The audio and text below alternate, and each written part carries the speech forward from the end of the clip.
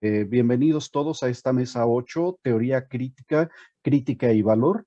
Vamos a iniciar entonces con la presentación de Enrique Gallegos de la Universidad Autónoma Metropolitana con el tema Crítica y crisis del capitalismo, nota sobre la crítica del valor y el devenir renta.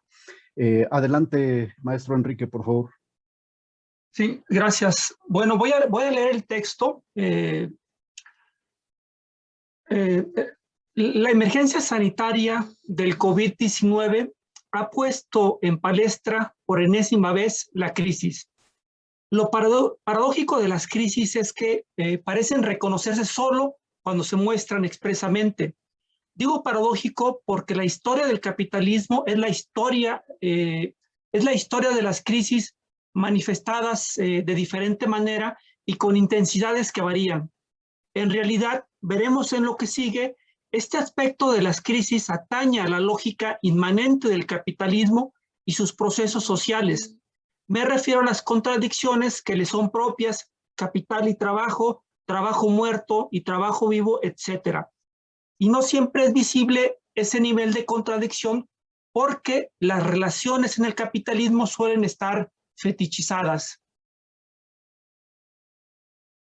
Para algunos intérpretes de Marx, el núcleo de su obra central, El Capital, se encuentra en los primeros capítulos en los que plantea lo que se podría denominar como teoría del valor trabajo, que va del valor de uso al trabajo abstracto y plusvalor.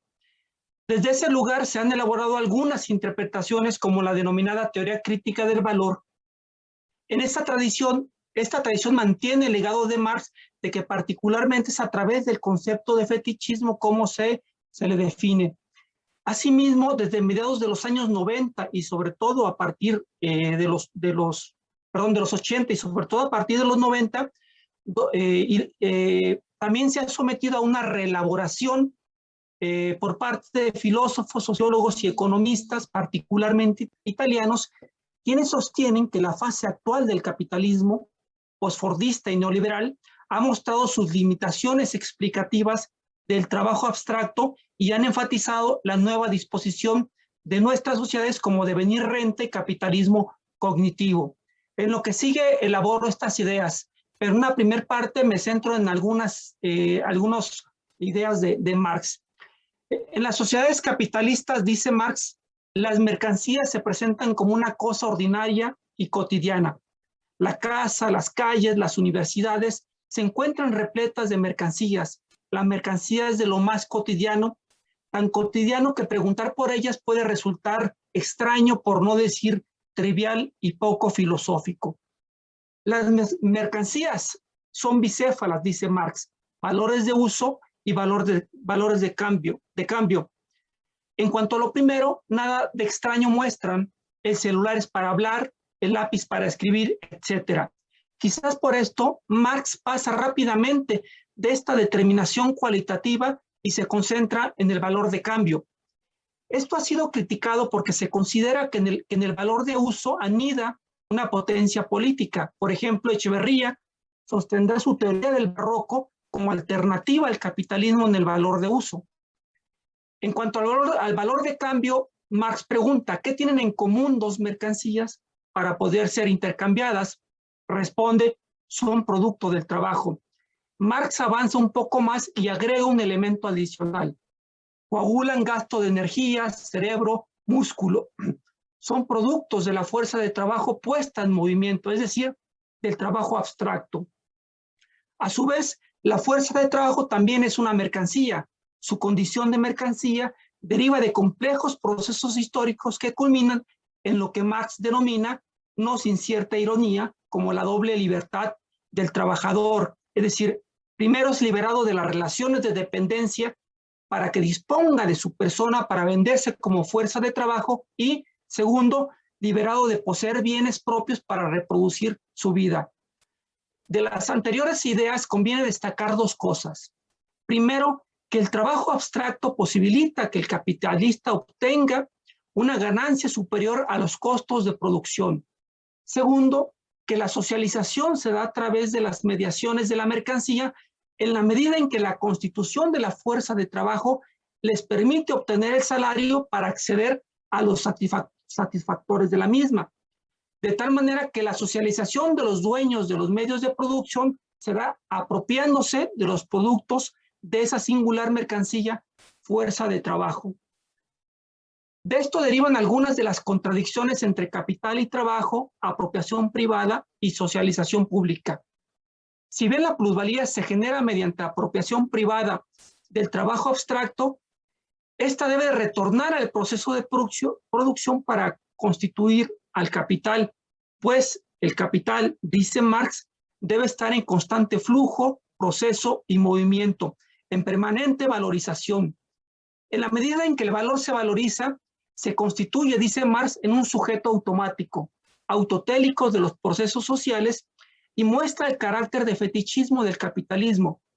Si en la superficie pareciera que los individuos son libres, que toman decisiones racionales y participan de su destino social, en el fondo el proceso social y la socialización de los sujetos se desenvuelve a espalda de los productores, según afirma Marx. La bifurcación entre la teoría crítica del valor y la teoría del devenir renta parte justamente de la teoría del trabajo abstracto de Marx. Ambas consideran que la crisis del capitalismo muestra que el valor trabajo ya no puede garantizar las bases para la reproducción social y vital de la vida colectiva. Sin embargo, el tratamiento y consecuencias que extraen de la teoría del valor son diferentes. Veamos. Para precisar cómo asume esta escuela crítica el valor, es decir, la teoría crítica del valor y su énfasis conviene recordar que en septiembre de 1991, Robert Kurz, una de sus principales figuras, publicó el libro El colapso de la modernización. El título es indicativo del contenido. Kurz analiza las razones que llevarían al colapso de la modernización, que identifica con el capitalismo, pero nótese la diferencia con respecto a las tradiciones ilustradas. Mientras que para estas, modernización significa progreso, para Kurz es colapso en proceso. 3 meses después se vendría bajo la URSS y en ese contexto ese libro se convertiría en un inusual éxito de ventas. Kurz sostenía que el colapso de la modernización era inmanente a la lógica propia del desarrollo del capitalismo como sociedad históricamente determinada. Esta idea es clave para esta tradición. De acuerdo a Kurz, la crisis del socialismo real era parte del camino a la crisis de las economías de libre mercado occidentales. Esta era una lectura un tanto inusual, por no decir herética, porque el marxismo tradicional, tanto el marxismo tradicional como liberales y neoliberales, sostenían que socialismo y capitalismo eran 2 modos antagónicos de organizar la vida. 3 ideas que se pueden extraer del libro de Kurz. La primera es que socialismo real y sociedades de libre mercado tienen como suelo común el trabajo abstracto. La diferencia tiene que ver más bien con el desarrollo histórico. El primero, menos desarrollado que las segundas, y con el comando que conduce esa reproducción social, en un caso Estado y en otro mercado. La segunda idea es que en la medida en que ambas se asientan en la sociedad productora de mercancías, les es inmanente la crisis y la posibilidad del colapso estructural. La última asume la idea de que la valorización del capital es un proceso autotélico y del sujeto automático, un proceso sin sujeto consciente, llámese capitalista, proletariado, partido, movimiento social, ecologista, feminista, etc. A diferencia del marxismo de Lenin, de Luxemburgo y otros teóricos marxistas, la escuela crítica de valor no acepta la tesis de que la crisis puede llevar a la intensificación de la conciencia de los trabajadores y en general de los movimientos políticos, feministas, ecologistas, etcétera. Justamente porque el capitalismo es un sistema productor de mercancías que genera sus procesos, agentes y categorías. Por ello, la emancipación no puede provenir de sus mismos procesos y sus agentes que, como decía, le son inmanentes. Según esta escuela, una vez que el capitalismo adquirió todas sus caracteres estructurales, que de acuerdo con el mismo Marx será alrededor del siglo XIX, también se convirtió en un sistema estructural de crisis permanente, aunque fetichizado. Por esto último, hay periodos en los que esta crisis se expresan de manera manifiesta y acusada. Digamos que en la medida en que aumenta la productividad por mediación de la ciencia y la tecnología, se agota la fuente del valor de trabajo y en consecuencia el poder adquisitivo de los trabajadores. De aquí sostiene Kurz que se recurre al dinero ficticio, los créditos, las externalizaciones y el financiamiento para aplazar el derrumbe. Estos aplazamientos del derrumbe también han sido explicados por Scholz con lo que denomina como la teoría de la escisión del valor.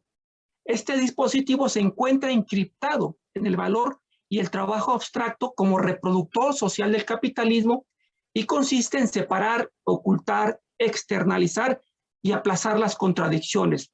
Por ejemplo, la separación entre trabajo productivo y trabajo improductivo fue una manera en la que el capital contribuyó a crear dos esferas separadas, lo público y lo privado, para liberar a los hombres en tanto fuerza de trabajo necesaria de las tareas domésticas. Por ello, Scholz ha descrito el capitalismo como una sociedad, sociedad del patriarcado productor de mercancías.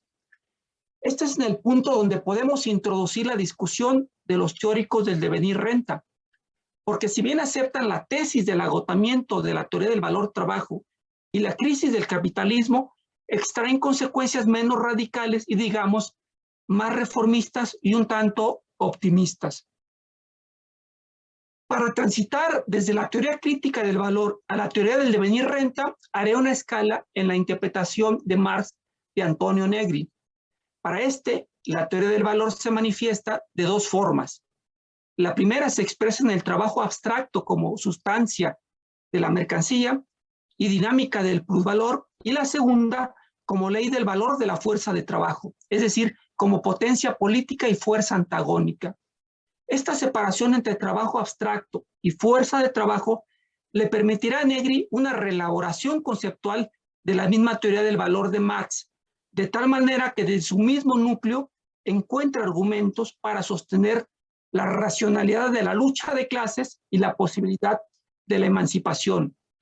Esto es significativo frente a la tradición leninista, por ejemplo, que elaboran el concepto de lucha de clases y revolución desde la crítica de la economía política, no desde la crítica de la economía política, sino desde el materialismo histórico. Según Negri, la crisis de las sociedades capitalistas solo es empujada por el antagonismo, no solo es empujada por el antagonismo del trabajo. Para el autor, esto además tiene sus orígenes en el agotamiento del trabajo abstracto como sustancia de la mercancía, en la medida en que las condiciones objetivas de reproducción social han cambiado, ha aumentado la productividad por mediación de la ciencia y la tecnología, pasamos de formas de organización postfordista, ya no hay estas distinciones entre trabajo productivo y trabajo improductivo, y de tal manera que esto comenzó a ser muy problemático. Según Negri, en estas nuevas condiciones, cito, el tiempo de vida se ha convertido totalmente en un tiempo de producción. Fin de cita. Cuando la vida misma, tanto en sus aspectos humanos como naturales y la totalidad del tiempo social, se vuelven objetivos del capital y del poder, entramos en una nueva fase del capitalismo, la biopolítica. Pero esta irrupción de la vida, para autores como Fumagalli, afirman por ello que el capitalismo en los últimos 40 años se ha tornado biocapitalismo en la medida en que los procesos de valorización pasan por los procesos de la vida misma. En el otro extremo de este biocapitalismo tendríamos lo que Foucault denominó como tanatopolítica y Mbembe necropolítica. En este punto de la captura de la vida y la totalidad del tiempo social por las garras del capital, interviene la teoría del devenir renta. Los cambios estructurales del capitalismo postfordista, que incluye el papel central de los derechos de propiedad, los títulos de crédito, la sustitución del mando del proceso de producción por el mando del mercado y las finanzas, las externalizaciones del capital, el endeudamiento público, el crédito en la vida cotidiana, la apropiación privada de los bienes comunes, los saberes y conocimientos colectivos, entre otros procesos, han llevado a una nueva relación entre salario, ganancia y renta, que expresa las contradicciones nodales entre capital y trabajo, destacando la relevancia de la renta. Como afirma Bechelone, mientras en el Fordismo el trabajo tenía una medida y un límite material al interior del centro de trabajo, en el postfordismo la generación de la renta es inconmensurable y tendencialmente inmaterial, en la medida que es el mismo cuerpo, saberes, tiempo y relaciones sociales del trabajador las que forman el plusvalor. Para decirlo de una manera sucinta, pasamos de la explotación externa a la autoexplotación. Por ello, la etapa actual del neoliberalismo tiende a ser de una violencia inusual. Ya no es el asalariado el explotado, es la persona en su vida íntegra como usuaria del metro, deudora de las tarjetas de crédito, consumidora y alimentadora de los feedbacks en las redes, los antivirus y el Zoom para saludar la familia y realizar el teletrabajo. Por ejemplo, nosotros en este momento estamos siendo parte de esta suerte de monetarización, alimentando estas nuevas modalidades del capital. Así como Negri sostenía que la teoría del valor de Marx se manifiesta de dos formas, trabajo abstracto y fuerza de trabajo, de la misma manera podríamos sostener que para el devenir renta existen dos formas de la renta. Si parte de la renta descansa en la expropiación de lo común, los tiempos sociales, la vida, los saberes y conocimientos colectivos, también vehiculiza, oculta la posibilidad de salida a la crisis. ¿De qué manera? Bueno, según el autor citado, la alternativa a la crisis tendría cuando menos dos propuestas. Por un lado, una reconquista democrática de las instituciones del welfare y por otra, la lucha por derrumbar el poder de la renta y resocializar la moneda para ponerla al servicio de la expansión de lo común y la multiplicación de las formas de acceso al ingreso incondicional desligadas, esto es fundamental, del trabajo asalariado. Según esta idea, de la lógica de la renta y de la destrucción, podría emerger una nueva figura que resocializa el plusvalor, la desvincula del salario y el valor trabajo para proponer lo que se denomina como la renta universal básica. El presupuesto de esta propuesta es que la riqueza social en el capitalismo contemporáneo ya no descansa predominantemente en el trabajo abstracto, sino en la captura de la vida, el tiempo social, las producciones de lo común, el conocimiento de las tecnologías y el trabajo ampliado. En este punto, los teóricos del devenir renta dejan de hablar de capitalismo a secas para acuñar un concepto singular, polémico, pero singular, capitalismo cognitivo, en la medida en que descansa en los atributos antes indicados. Y ya con este último párrafo cierro. Aunque tanto la teoría crítica del valor como la teoría del devenir renta se cimentan en Marx, sus posiciones respecto al desarrollo del capitalismo y la crisis son diferentes y opuestos. Mientras la crítica del valor apuesta por el colapso del capitalismo, justamente porque sus contradicciones no pueden ser conciliadas y la salida no puede provenir de la lucha de clases ni de las organizaciones políticas, sean ecologistas, movimientos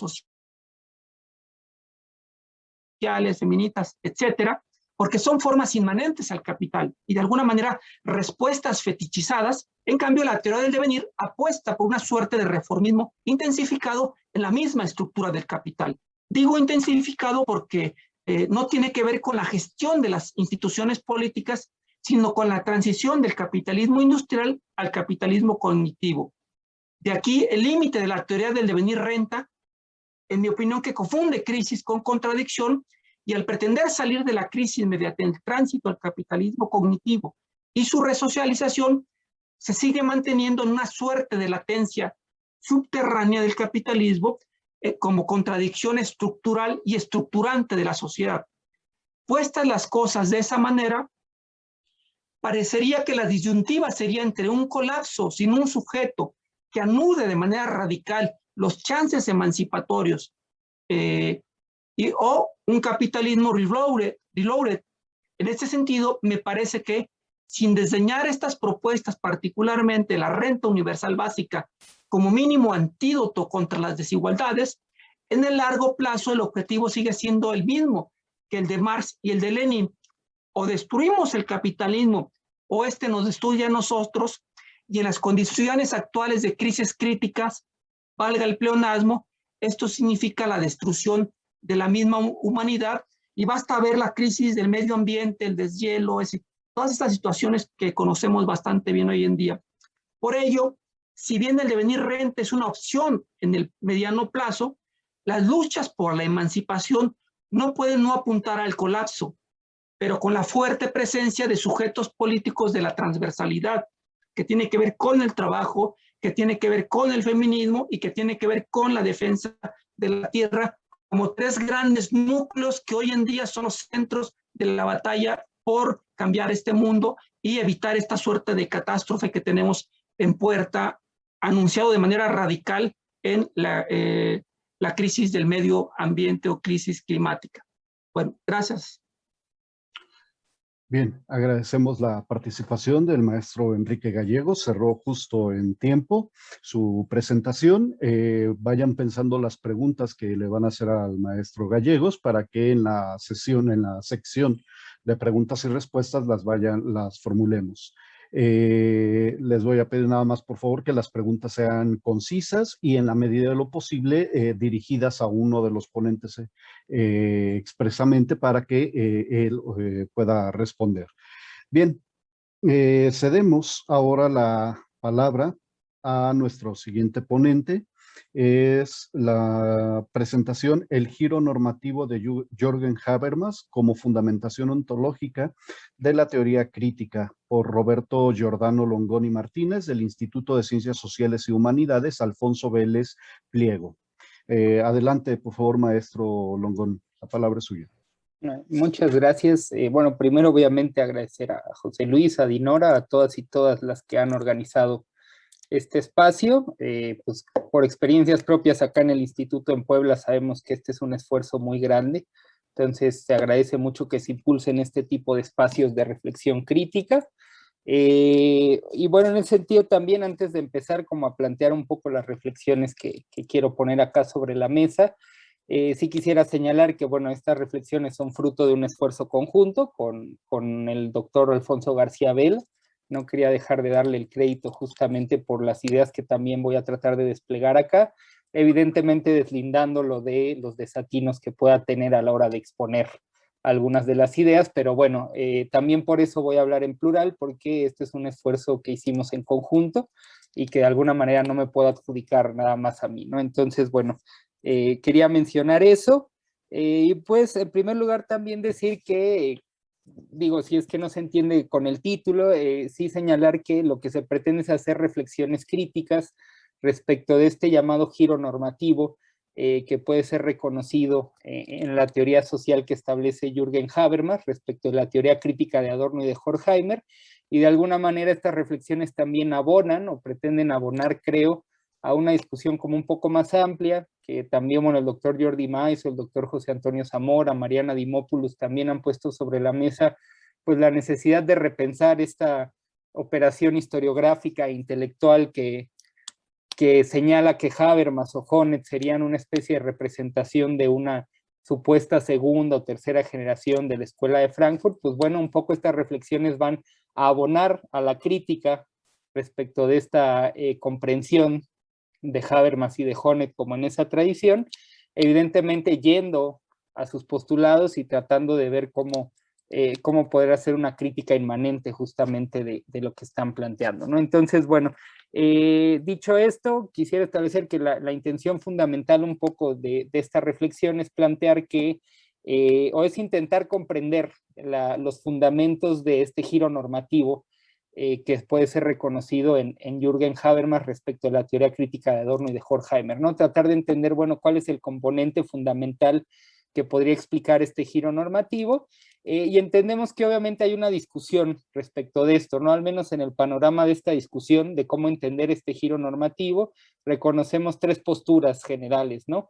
Una que establece que el proyecto habermasiano o este giro normativo de Habermas puede ser entendido como una especie de desarrollo y superación de la teoría crítica de Adorno y de Horkheimer, Esta es una postura que defenderían Bellmer o Axel Honneth, es decir, entender el proyecto normativo de Habermas como un proyecto de superación y de desarrollo de la teoría crítica.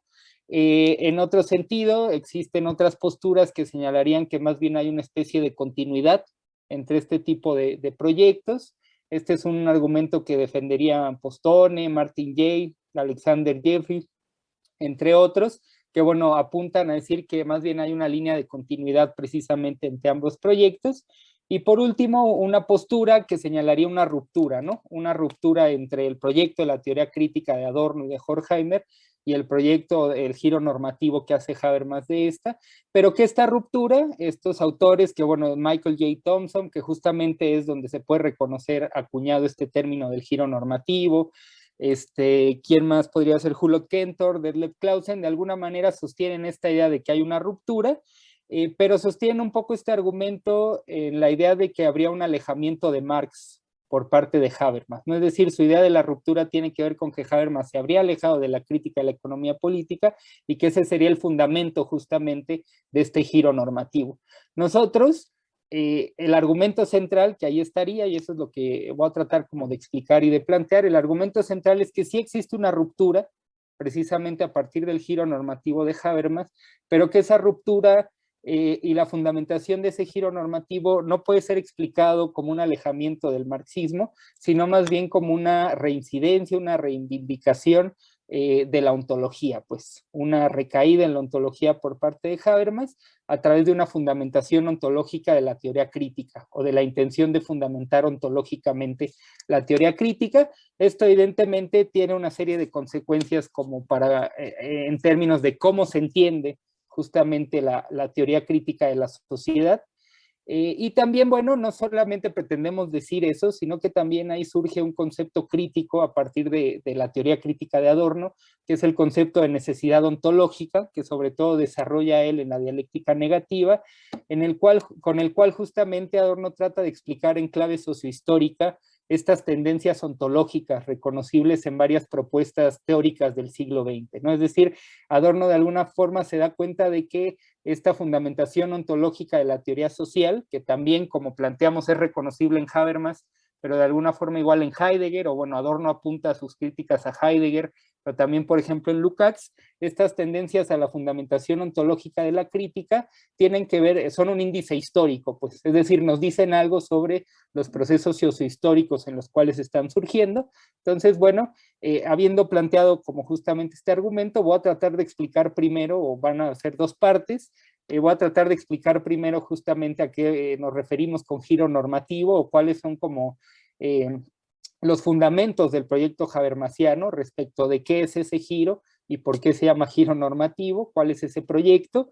Y después voy a tratar de profundizar o de explicar un poco mejor qué es este asunto de la necesidad ontológica, que es este concepto crítico de Adorno, ¿no? Y por qué nos puede servir para entender el giro normativo habermasiano como un giro hacia la ontología. Entonces, bueno, espero que no se me vaya pasando nada. Obviamente igual he tratado de ajustarme a los tiempos. Hace rato repasé un poco el asunto y creo que sí se adecua casi así como muy bien a los 20 minutos, pero igual si es que me estoy pasando el tiempo, por favor me dicen.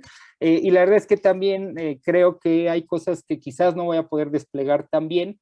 Entonces, bueno, voy a tratar de ser lo más conciso y claro posible al respecto, ¿no? Entonces, primero, la cuestión del giro normativo, pues tiene que ver con que el proyecto de Habermas, como dice Postone, es una especie de intento de reelaboración de la teoría crítica o de una teoría crítica para la sociedad posliberal, ¿no? Ya esta sociedad de la posguerra, y ese intento de adecuación surge para Habermas de una interpretación que él hace sobre todo de la dialéctica de la ilustración de Habermas, de la dialéctica de ilustración de Adorno y de Horkheimer. Habermas tiene una lectura que de acuerdo con sus supuestos, lo que están haciendo Adorno y Horkheimer es llegar a una especie de atolladero, ¿no? A una especie de callejón sin salida, porque en dialéctica de la ilustración lo que estarían planteando es una crítica tan radical de los fundamentos mismos de la razón, que no le darían ningún tipo de posibilidad para poder seguir planteando posibilidades emancipatorias, ¿no? Es decir, en algún sentido, en dialéctica de la ilustración, para Habermas, lo que estarían haciendo Adorno y Horkheimer es minar los propios supuestos de las posibilidades emancipatorias de la razón, ¿no? Entonces, ¿por qué hacen de entrada, bueno, decir que no estamos de acuerdo con esta lectura e interpretación que hace Habermas de dialéctica de la ilustración, pero lo planteamos como la motivación principal justamente de por qué Habermas dice que se justificaría precisamente una reelaboración de la teoría crítica, ¿no? Una necesaria reinterpretación. Entonces, a partir de este atolladero que dejaría la razón sin posibilidades, lo que dice Habermas es tenemos que ampliar ese concepto de razón, no podemos quedarnos solamente en la comprensión de la razón como una razón instrumental, como una razón puramente técnica o tecnificada, y tenemos que de alguna manera fundamentar o poder fundamentar la teoría crítica en otro lado, ¿no? Entonces, lo que va a hacer Habermas, que es justamente algo muy complejo, Habermas es un autor muy prolífico en ese sentido, es como apelar a una serie de tradiciones que justamente él reconoce que no están en el radar de Adorno y de Horkheimer, de hecho los acusa justamente de las consecuencias de haber llegado a estas aporías, para él no tienen que ver con solamente un azar, sino con que Adorno y Horkheimer habrían estado supuestamente encerrados en el paradigma sujeto-objeto de la filosofía de la conciencia, y que entonces de alguna manera habría que romper con ese paradigma, ¿no? ¿Dónde encuentra Habermas como justamente la posibilidad de esto? Pues en una serie de tradiciones de pensamiento muy ecléctica, que por eso se vuelve muy difícil también como ir a las propuestas habermasianas, porque de ahí toma de muchos lados, de la antropología filosófica, de la ontología, de la filosofía del lenguaje. Y entonces, bueno, por ejemplo, en teoría de la acción comunicativa, que ya es como este momento de consolidación de su propuesta respecto de cómo superar estos atolladeros de la razón, está explícitamente expresada la idea de que la filosofía tiene que reivindicar su carácter ontológico, ¿no? Esta cuestión de que la filosofía tiene que regresar, o el pensamiento tendría que regresar a la pregunta por el ser, ¿no? En primer lugar, por la búsqueda de una esencialidad. Habermas toma esa idea, también toma la idea, por ejemplo, de Piaget, de la epistemología de Piaget, que igual está ahí citada en la teoría de la acción comunicativa, en la cual Piaget menciona que los seres humanos no solo tienen una relación con la objetividad, sino que también tienen que ser vistos en relación de sujeto y sujeto, ¿no? Entonces, de alguna forma, Habermas lo que hace es cambiar el paradigma o sustentar su propuesta y cambiar el paradigma del sujeto-objeto al sujeto-sujeto, ¿no? Como diciendo, bueno, ahí hay una posibilidad de ampliación y de ruptura o de superación respecto de los atolladeros de la teoría crítica anterior, ¿no? Entonces, bueno, Habermas encuentra esto, pero más fundamentalmente donde va a encontrar como la posibilidad de una fundamentación de la teoría crítica en estos términos esenciales y ontológicos, va a ser la antropología filosófica, ¿no? Que ahí es muy interesante rastrear justamente como uno de los fundamentos de esa antropología filosófica de Habermas va a ser Arnold Gehlen, que es un personaje muy polémico, porque al igual que Heidegger, perteneció al Partido Nacional Socialista, y bueno, sabemos que eso no basta justamente para hacer una crítica, es decir, eso es una crítica como puramente subjetiva. Lo interesante es también reconocer cómo en ciertos elementos de la antropología filosófica de Gehlen, justamente hay una correlación con ciertas ideas de la pureza o de la esencialidad que pueden ser vinculadas con la ideología del fascismo, ¿no? Entonces, bueno, es como, pues sí, polémico darse cuenta de cómo Habermas jala varias cuestiones de la antropología filosófica, la necesidad de una fundamentación antropológica, por ejemplo, y el rastreo justamente de aquella cuestión que sería esencial en los seres humanos, ¿no? Y Habermas, ¿dónde va a encontrar esa esencialidad antropológica o ese principio antropológico para fundamentar su crítica? Lo va a encontrar en el lenguaje. Y esa cuestión va a ser importante porque a partir de esa fundamentación esencial antropológica que encontraría Habermas en el lenguaje, él va a desplegar precisamente su crítica o su teoría crítica de la sociedad. Y aquí entraría un poco justamente la idea de la necesidad ontológica. ¿En qué sentido? Voy a remitir un poco ese concepto y voy a regresar al asunto de Habermas. Cuando Adorno habla de necesidad ontológica, está planteando un concepto crítico. Como sabemos, Adorno, uno de los grandes como objetivos de su crítica siempre fue la ontología, pero sabemos que esa crítica nunca fue en términos de una negación absoluta, es decir, bueno, la ontología o el positivismo son falsos y simplemente habría que hacerlos a un lado, sino que Adorno va más bien a una negación determinada, ¿no? Es decir, va a esas tradiciones y trata de leer cómo su surgimiento y sus propuestas dan cuenta de, son índices sociohistóricos, ¿no? Como decía en un principio. Entonces, Adorno con el asunto de la necesidad ontológica se da cuenta de que, por ejemplo, la filosofía heideggeriana, al establecer esta idea de un principio esencial, que podría ser trascendental y que de alguna manera sería histórico o no estaría mediado por las determinaciones históricas y sociales, lo que está haciendo de alguna forma es expresar una especie de impotencia de los sujetos, ¿no? Es decir, el surgimiento de la ontología para Adorno y esta necesidad ontológica, lo que expresa más bien es un recrudecimiento de los procesos de coacción objetiva de la sociedad.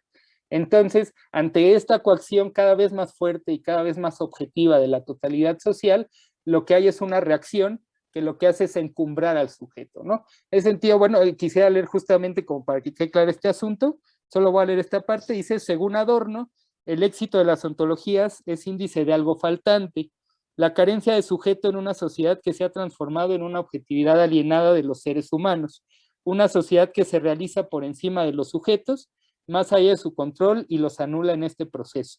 En las ontologías existe un esfuerzo por reivindicar teóricamente al ser humano y el sentido de su existencia, es decir, por encumbrar al sujeto ante el poder de las relaciones sociales capitalistas.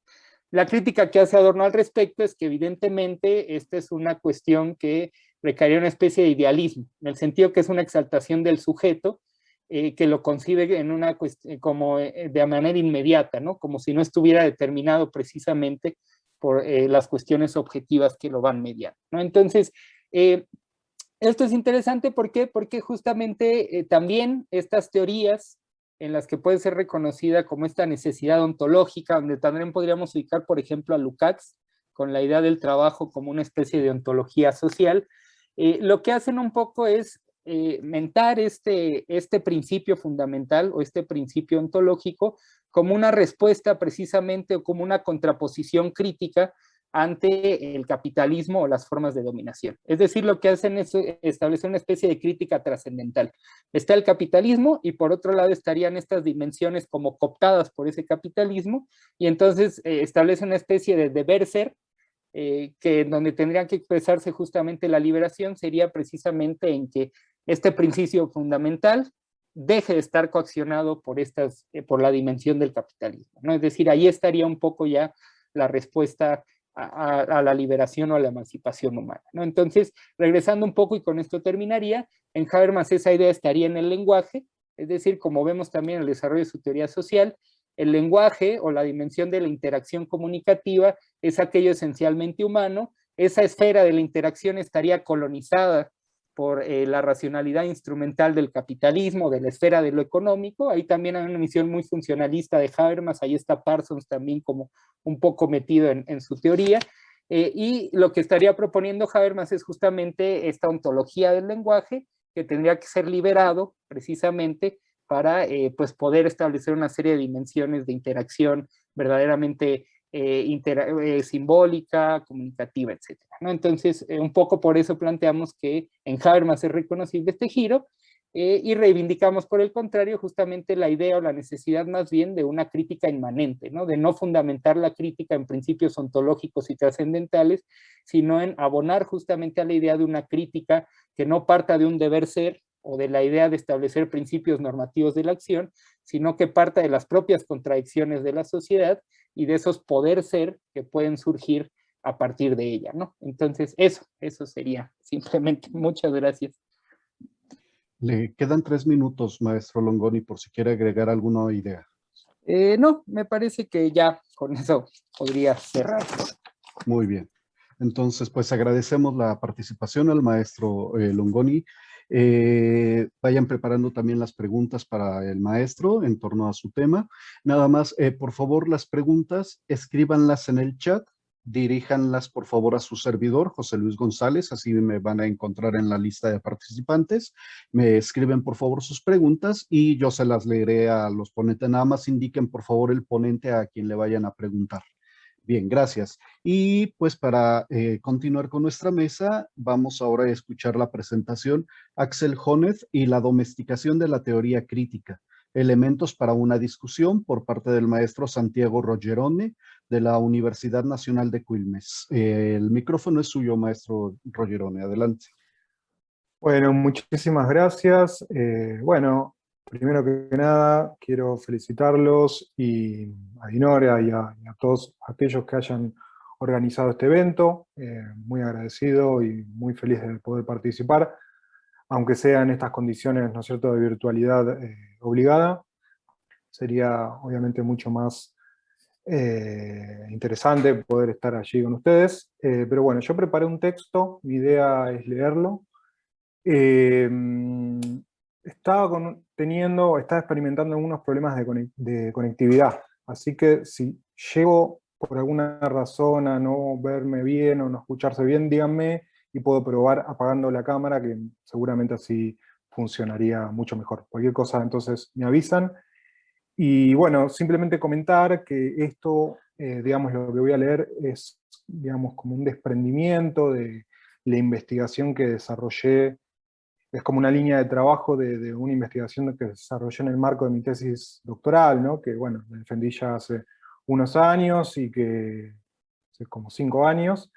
Y bueno, que el resultado de ello fue un libro que se llama Alguien dijo Crisis del Marxismo, Axel Honneth, Slavoj Žižek y las nuevas teorías críticas de la sociedad. Bueno, esto es un poco un desprendimiento de las tesis y las cuestiones que discuto en ese libro.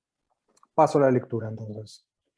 Recientemente, autores como Michael J. Thompson y Stathis Kouvellakis han planteado que, sobre todo en las últimas décadas, la teoría crítica de la sociedad habría sido objeto de una domesticación de características neoidealistas. En lo que hace a esto, el segundo de los autores encuentra una continuidad histórica y temática en las contribuciones efectuadas por las 3 H's de la Escuela de Frankfurt, esto es, Max Horkheimer, Jürgen Habermas y Axel Honneth, cuyo corolario último, en definitiva, sería la defección de la crítica. En lo que sigue retomaré y revisaré este diagnóstico a través de la presentación de la trayectoria intelectual de quien por muchos años fuera el director del célebre Institut für Sozialforschung de Frankfurt del Meno, haciendo hincapié en las dimensiones de la teoría, la filosofía y la política, mediante las cuales entiendo que se entrelaza la empresa de la crítica y atendiendo por igual a obras de Honneth como Crítica del Poder, la lucha por el reconocimiento y el derecho de la libertad. Espero así proponer algunos elementos útiles para una discusión sobre el legado y la actualidad de la tradición. Permítaseme comenzar con unos apuntes sobre el itinerario y fisonomía intelectuales de Honneth. Nacido en 1949 en Essen, en el centro de la cuenca del Ruhr, el autor estudió filosofía, sociología y germanística en las universidades de Bochum y Bonn. Su tesis doctoral, supervisada por Urs Jaegi y Habermas y defendida en 1983 en la Universidad Libre de Berlín, es publicada en 1985 bajo el título de Crítica del Poder. Su trabajo de habilitación docente en torno a la cuestión del reconocimiento es presentado en 1990 y publicado en 1992, gracias al mismo. Pronto obtiene una plaza como catedrático de filosofía en la Universidad de Constanza y otra como titular de filosofía política en el Instituto Otto Suhr. Y un poco más tarde ocupaba la cátedra de filosofía social en la Universidad de Frankfurt del Meno y la de humanidades en la Universidad de Columbia, en Nueva York. Conocido por ser el autor de La lucha por el reconocimiento, libro este que lo consagraría precisamente como el principal sucesor del trabajo realizado por las generaciones previas de la llamada Escuela de Frankfurt y como un referente indiscutido de la filosofía social en general y del campo de la teoría crítica de la sociedad en particular, Honneth asume la dirección del legendario Instituto en 2001, cargo en el que se desempeñó con maestría hasta 2018, año de su jubilación. Exento del talento de Theodor Adorno o la sabiduría de Habermas, el pensador de la tercera generación frankfurtiana se caracteriza, y en este punto el paralelo con Horkheimer es realmente asombroso, por una prodigiosa capacidad de trabajo de la que el Institut ha sabido sacar provecho. Pues en lo fundamental Honneth es un académico, esto es, de acuerdo a una tipología por él mismo propuesta, menos un crítico y más un intelectual normalizado. Establecido esto, puedo pasar a presentar el trabajo del autor propiamente dicho. En los primeros escritos de Honneth se vislumbra un claro interés por el estatuto teórico del marxismo y particularmente por el carácter que él detenta en cuanto ciencia materialista de la historia. Efectivamente, tanto en Crítica del Poder como en otras contribuciones de los años 80, existe una notoria preocupación por el estado o la situación teórica del marxismo. En lo fundamental, el examen de la teoría marxista, que efectúa mediante un análisis reconstructivo de la tradición de la Escuela de Frankfurt, lo conduce a cuestionar fuertemente el funcionalismo economicista dominante en ella. Su intuición es que el déficit sociológico, tal como se hace presente en dicha teoría a través de las obras de Horkheimer y Adorno, que en última instancia es consecuencia de unas premisas filosóficas históricas jamás abandonadas y una concepción antropológica reducida a la esfera del trabajo, solo puede ser superado si se reintroduce en escena la problemática de la lucha social por el poder. Para ello, a Honneth le resulta de extrema utilidad el trabajo de Michel Foucault, carente de una filosofía de la historia y alejado de los presupuestos marxistas relativos a la acción. El pensador francés tematiza lo social a través de una arqueología que primero es desplegada semiológicamente y en un segundo momento en clave genealógica. No obstante, los esfuerzos teóricos de Foucault terminaron próximos a aquellos a los que se consagró el círculo interior de la Escuela de Frankfurt en la posguerra, pues desde una perspectiva sistémica se introdujo la tesis de la irreversibilidad de la dominación y por ende se concluyó obliterando la vitalidad de lo social. Asumiendo esto, Honneth posa la vista entonces sobre Habermas, cuyo tratamiento de la dimensión de la antropología mediante la complementación del trabajo con la interacción se revelaba inicialmente promisorio para subsanar el déficit sociológico del marxismo ante el que Foucault al final se había mostrado tan desarmado. Habermas no habría podido evitar, sin embargo, reificar la diferencia subyacente a las dos dimensiones de la acción mencionadas y subsumir así el análisis de lo social al diagnóstico tecnocrático imperante. Lejos de superar el déficit de Marras, lo habría acrecentado, pues terminó no impugnando, sino más bien actualizando teórico-comunicativamente el funcionalismo y la filosofía de la historia marxistas. Una vez examinadas de forma reconstructiva las obras de Horkheimer, Adorno, Foucault y Habermas, Honneth concluye que la mejor manera de reintroducir la cuestión de la lucha social por el poder en el horizonte de preocupaciones de la teoría crítica, para superar así el déficit sociológico del marxismo, pasa por seguir el camino que el autor de la teoría de la acción comunicativa vislumbró tempranamente, pero no se atrevió a tomar. En otras palabras, habiendo reescrito el proyecto teórico del materialismo histórico, de forma tal que él queda desligado de todo marco de referencia funcionalista, desvinculado de cualquier perspectiva filosófico-histórica, asociado con la iniciativa antropológica de complementar el trabajo con la interacción, y por sobre todas las cosas, unido al ensalzamiento de un conflicto social determinante que se encuentra despojado de contenido clasista y que por tanto es moral a secas, el pensador de la tercera generación de la Escuela de Frankfurt da un decidido paso atrás y opta por abocarse a una revisión del objetivo del marxismo a nivel de la filosofía, ejercicio intelectual que lleva a término a través de un giro hacia el reconocimiento. Luego de abandonar el objetivo de rearticular el proyecto teórico del marxismo mediante el examen reconstructivo de las obras de Horkheimer, Adorno, Foucault y Habermas, Honneth rebasa la filosofía de la conciencia, adoptando entonces una perspectiva recognoscitiva. En este contexto, el joven Hegel de Jena le será de extrema utilidad para trazar los contornos de un enfoque teórico-normativo de la sociedad que aborde el proceso de la formación moral intersubjetiva a través de la idea de una lucha por el reconocimiento que es librada en los ámbitos de las relaciones personales, la sociedad civil y el Estado. Por supuesto que a los fines de delinear los contornos de un enfoque de estas características, el autor no toma la idea en cuestión tal y como le viene dada, dejando atrás a la metafísica y valiéndose de las disciplinas del psicoanálisis, la teoría del derecho y la sociología, la somete a una suerte de actualización sistemática. Ello le permite proponer una tipología de la forma de menosprecio, elaborar una gramática de los conflictos sociales y, a partir de los requisitos del reconocimiento intersubjetivo, bosquejar un concepto formal de buena vida o eticidad. Solo habiendo hecho esto es que, luego de efectuar toda una serie de rodeos, quien durante mucho tiempo supiera ser el director del Institut für Sozialforschung, salta a la arena política y prosigue lo hecho con el legado del joven Hegel de Jena a través de una teoría de la justicia anclada en la estructura de las sociedades contemporáneas.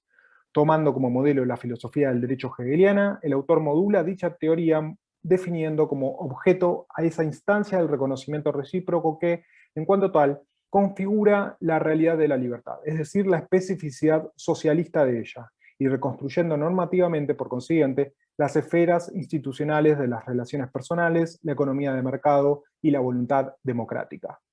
Contemplando retrospectivamente la integridad de la trayectoria intelectual de Honneth, podría decirse que poder, reconocimiento y libertad son los nombres de tres operaciones con la que es invocado no solo un nuevo comienzo para la teoría crítica de la sociedad de la Escuela de Frankfurt, sino también para el marxismo en cuanto tal.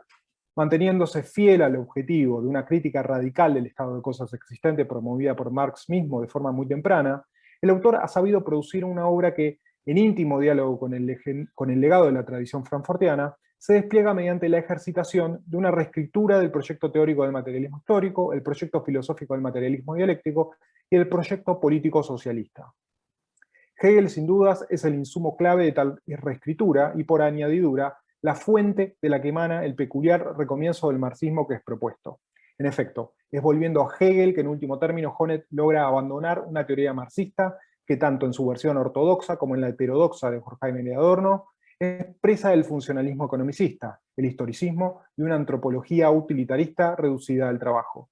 Es volviendo a Hegel que él consigue poner en el centro del debate la cuestión de la lucha social por el poder y, consiguientemente, en lo que respecta al terreno de la filosofía, correr el eje de la dialéctica de la conciencia y elevar el reconocimiento intersubjetivo a problema moral fundamental. Es volviendo Hegel, por último, que puede dejar atrás toda escatología revolucionaria, toda utopía comunista y vincular realista y situadamente la política emancipatoria con el reformismo estatista y el socialismo democrático.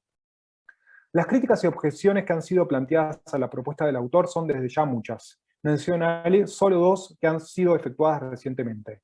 En su trabajo de 2016, The Domestication of Critical Theory, Thompson indica que Honneth es uno de los exponentes de la tradición gracias a los que ha tenido lugar un abandono de la confrontación con la fuente principal de la dominación social y la desfiguración de la cultura humana, el capitalismo. De la mano del autor de la lucha por el reconocimiento, habría tenido lugar entonces una neutralización del radicalismo político de la teoría crítica, una exaltación del liberalismo y la filosofía política académica, y en el plano teórico epistemológico, un retorno al idealismo. En el libro La critique des faits, Emergence et domesticación de la teoría critique, publicado en 2019, Kugelakis lleva esta impugnación un poco más lejos, pues coloca al autor junto a Horkheimer y Habermas en una amplia secuencia de descomposición, cuyo corolario último sería no solo la equiparación de la teoría crítica a teoría tradicional y el resultante ocaso de la Escuela de Frankfurt, sino también una más vasta y general autocancelación del proyecto de la crítica. El vocablo francés de fait, con el que juega Kugelakis, posee una doble acepción, aludiendo tanto a la derrota propiamente dicha como, a través de una de las conjugaciones posibles del verbo défaire, a la acción de deshacer, desanudar o desmontar, por lo que una buena traducción al castellano de la palabra podría ser defección. En las intervenciones de Thompson y Kugelakis hay en juego, claro está, una disputa por el sentido y el porvenir de la teoría crítica y la crítica en tanto que tal, por lo que no dejaría de ser conveniente vincularlas con las tipologías propuestas por autores como Michael Balzer, Luc Boltanski, el propio Honneth, o exponentes más jóvenes de la tradición frankfurtiana, como Rael Jaeggi, Hartmut Rosa o Robin Salicates. Indirectamente, lo planteado por los primeros dos puede ser útil para entablar una discusión franca y abierta sobre el legado y la actualidad de la Escuela de Frankfurt. Elevando tal discusión a propósito o objetivo de futuras indagaciones, querría concluir esta ponencia proponiendo algunas hipótesis provisorias. Es sabido que Escuela de Frankfurt es una denominación concebida de forma posterior a la década de 1960, vale decir, una etiqueta asignada desde fuera y de forma tardía, y nunca por añadidura una realidad perfectamente congruente con el espacio institucional del cual surgió. La identificación de esta peculiar tradición de pensamiento, animada por las contribuciones de varias generaciones de intelectuales, pero que en lo fundamental se presenta como homogénea y uniforme, con ese proyecto colectivo y cooperativo que es la teoría crítica de la sociedad, es desde ya forzada y unilateral. A entender de Razmik y Cheyan, en la actualidad, de hecho, es posible hablar de este proyecto en un sentido mucho más amplio que el usualmente asociado a las muy heterogéneas iniciativas de Horkheimer y sus colaboradores, y además haciéndolo siempre en plural. Ya en la década de 1980, en el marco de las discusiones historiográficas anglosajonas en torno al corsé más general del marxismo occidental, Perry Anderson iba más allá de la identificación mentada y se refería al marxismo en cuanto tal como una teoría autocrítica capaz de explicar su propia génesis y metamorfosis. Algo parecido haría Daniel Ben Said años más tarde, tematizando aquel como una teoría crítica de la lucha social y la transformación del mundo. Por la misma época, la locución teoría crítica comenzaría a remitir también a un corpus teórico más o menos específico, del que se hacía uso en el marco de los estudios literarios y culturales desarrollados en el mundo de habla inglesa. Esto es básicamente el del postestructuralismo francés. Yendo aún más lejos, hoy en día es posible extender el proyecto de una teoría crítica, y sigo aquí las conjeturas iniciales de Amy Allen en The End of Progress, Decolonizing the Normative Foundations of Critical Theory, a cualquier forma políticamente inflexionada de teoría cultural, social o política que posea objetivos críticos, progresistas o emancipatorios, abarcando casi todo el trabajo que se realiza bajo los estandartes de la teoría feminista, la teoría queer, la teoría crítica de la raza y la teoría postcolonial y decolonial, y por consiguiente tensionando y hasta en un punto revirtiendo la domesticación de la tradición frankfurtiana diagnosticada por Thompson y Koubelakis. Como sea, las teorías críticas contemporáneas, más allá de su abierta y denodada inscripción en la acotada tradición frankfurtiana, la de Honneth es una de ellas, son hijas del proceso de reflujo de las izquierdas iniciado a mediados de los 70, que alcanza su clímax hacia 1989-91, en medio de la caída del muro de Berlín y la desintegración de la Unión Soviética. Se trata en lo fundamental de teorías condicionadas por la experiencia de la derrota y que, en inmanencia con la crisis desatada, intentan ampliar el marco de referencia más allá del marxismo. Me quedan 5 minutos, ¿verdad? Sí, 5 minutos. Perfecto.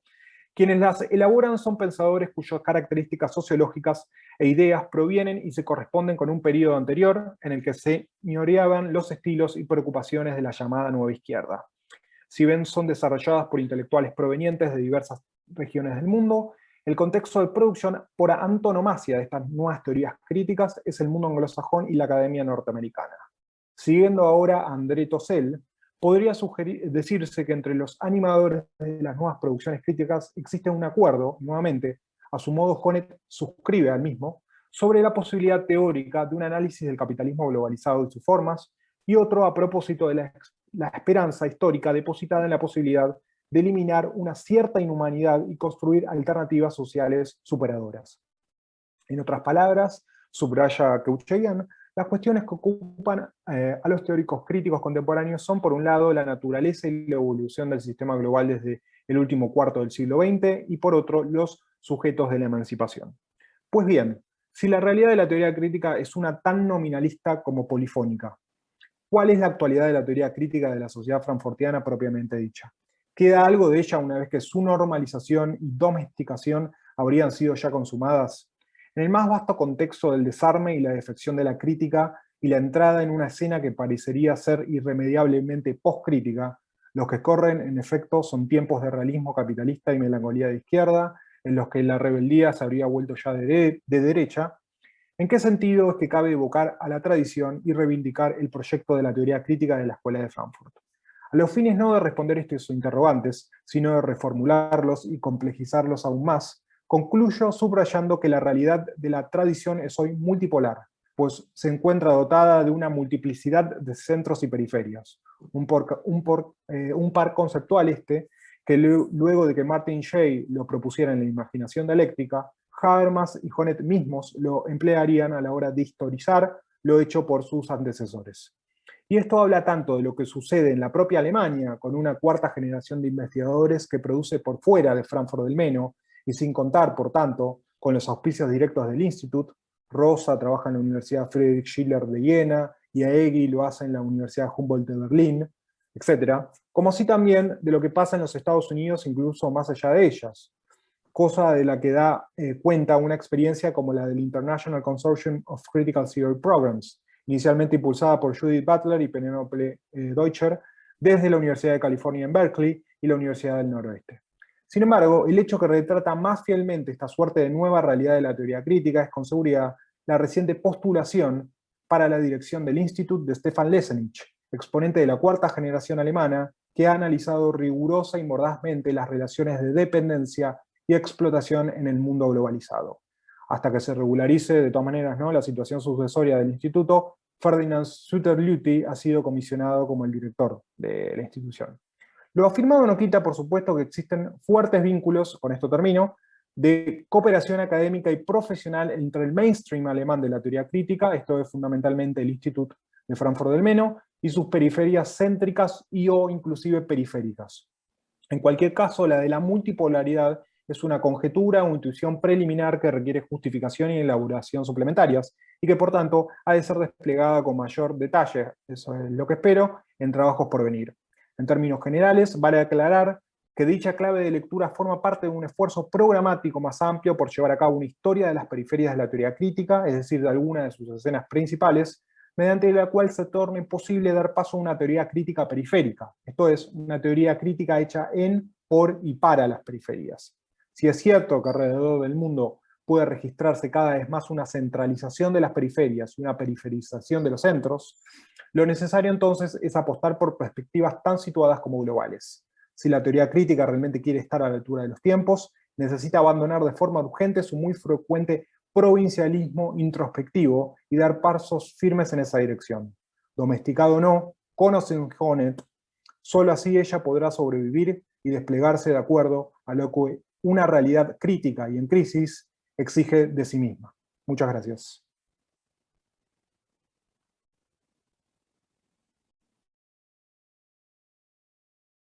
Agradecemos la participación del maestro Santiago Rogerone con su ponencia, y hay algunas preguntas ya en el chat, las voy a leer conforme fueron apareciendo. Les voy a pedir por favor que las preguntas sean concisas, porque ya vi una pregunta un tanto extensa. El caso es tener tiempo suficiente para que los ponentes puedan interactuar a través de ellas con el público que nos escucha. Para el maestro Santiago Rogerone preguntan, ¿cómo distinguir la idea de la razón que se salva a sí misma o la ilustración que se salva a sí misma con este cambio de paradigma que renuncia a la negatividad, incluso diluyéndose con la teoría tradicional? Esa es una pregunta que le hacen al maestro Rogerone. ¿Gusta responder, maestro?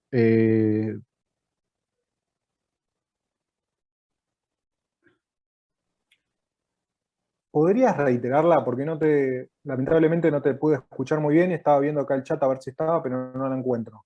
Sí, dice, ¿cómo distinguir la idea de la razón que se salva a sí misma o la ilustración que se salva a sí misma con este cambio de paradigma que renuncia a la negatividad, incluso diluyéndose con la teoría tradicional? Bueno, es una pregunta compleja desde ya, que da para bastante más de lo que fue mi presentación, que un poco estaba acotada obviamente a la trayectoria de Honneth y a ciertas discusiones contemporáneas, que digamos, críticas en relación a algo de la propuesta de esa obra. Pero bueno, sí, yo en lo fundamental comparto algo de la crítica que entiendo que está supuesta en la pregunta, en el sentido de, bueno, de hecho, la ponencia que me precedió me pareció que era un diagnóstico muy, muy propicio, muy correcto, ¿no? Esta crítica de la normatividad. Y en ese sentido, digamos, los planteos generales, ¿no? De que tanto que hacen Kugelakis como más puntualmente Michael J. Thompson, que el de Michael J. Thompson es mucho más descarnado, va mucho más a hueso, pero en sí yo comparto, digamos, que hay en juego ahí, digamos, en el trabajo de Honneth, pero podríamos decir más en general de las generaciones más nuevas de la teoría crítica alemana, por decirlo de alguna manera. Hay en juego, digamos, se encuentra el peligro, obviamente, de una domesticación y la equiparación con una teoría, con lo que, bueno, Horkheimer distinguía como teoría tradicional en la década del 30, ¿no? Así que yo en todo caso la pregunta, digamos, la compartiría, digamos, y creo que se trata de un problema sobre el que tenemos obviamente que seguir meditando y razonando. Bueno, no sé si fui al punto, a lo mejor era más específico lo que esperaban, pero bueno, lo podemos seguir discutiendo en todo caso. Bien, muchas gracias. Hay una pregunta que está dirigida a los tres ponentes. Si van a responder los tres, les voy a pedir que sus respuestas sean concisas para poder escuchar la opinión de los tres, si es que desean responder la pregunta. Dice, ¿es la teoría crítica la mejor versión de un posible marxismo contemporáneo?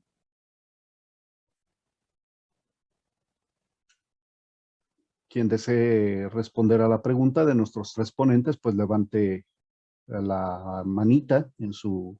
No escuché bien la pregunta, José Luis. Dice la pregunta, ¿es la teoría crítica la mejor versión de un posible marxismo contemporáneo?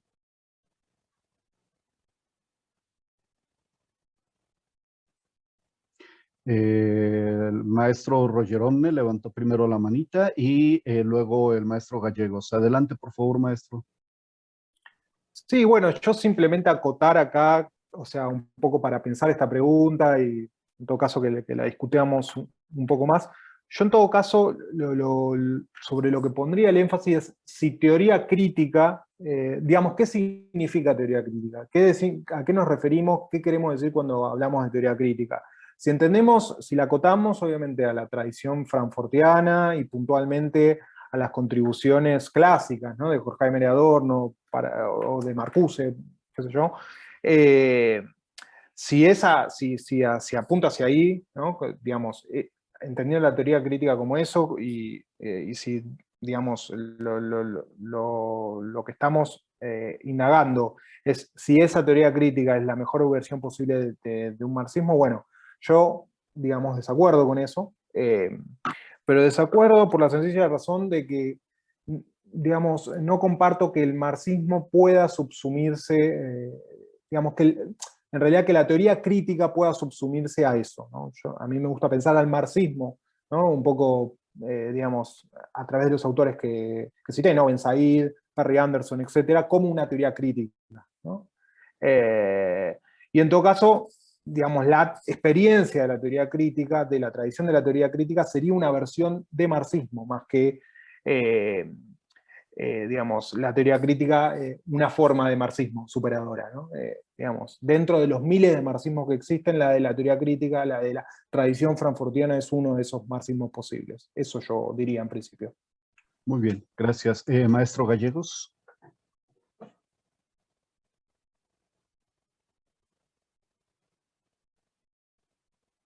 Ay, no, ¿sí me escuchan? Así, ¿verdad? Sí, ya lo escuchamos. Entiendo que la pregunta va en el sentido de si la teoría crítica es como la mejor forma de repotenciar el marxismo, algo así, entendí la pregunta. Yo de entrada lo que diría es que no hay la mejor teoría crítica. O sea, no hay, es decir, en el ámbito del pensamiento, de la filosofía, ¿no? De los distintos espacios donde se construyen los conceptos, no hay tal cosa como lo mejor o lo peor. Uno hace elecciones teóricas, elecciones metodológicas, que de alguna manera son elecciones también políticas, ¿no? La filosofía son planteamientos, en mi opinión, son planteamientos políticos, incluida aquella filosofía mucho más, ¿cómo decirlo?, normalizada, estandarizada o adherida, ¿no?, a las estructuras históricas, ¿no?, de una sociedad dada. Eso por un lado.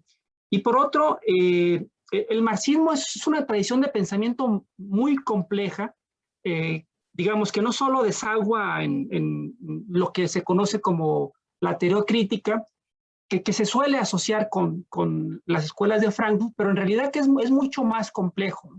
Si uno puede asentar la crítica a partir de Kant, ¿no? Esa tradición es crítica, ¿no? Entonces, el marxismo es muy complejo y el marxismo, digamos, decir marxismo crítico, marxismo como teoría crítica es una suerte de pleonasmo. Es decir, el marxismo es crítica, es militancia, es acción política, solo que en mi opinión, por ejemplo, hay tradiciones de marxismo, por ejemplo, algunos frankfurtianos que han, digamos, le han quitado este aspecto que lo menciona muy bien Perry Anderson en este peinado que hace de los marxismos históricos, que es este otro aspecto de la búsqueda por la emancipación, ¿no? Es decir, en algunas tradiciones de pensamiento marxistas pues han derivado en algo mucho más escolástico, más escolar de análisis de la sociedad, dejando de lado los aspectos propios de buscar las transformaciones políticas, ¿no? Entonces, hay una gran cantidad de marxismos, ¿no?